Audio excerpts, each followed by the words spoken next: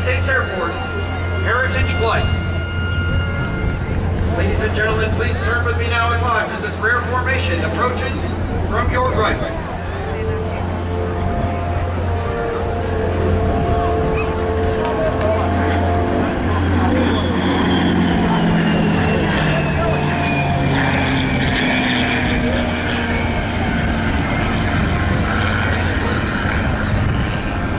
Flying in formation today is a World War II era P-51 Mustang, piloted by Mr. Jim Beasley, and a United States Air Force A-10 Thunderbolt II, piloted by Major Dylan Thorpe.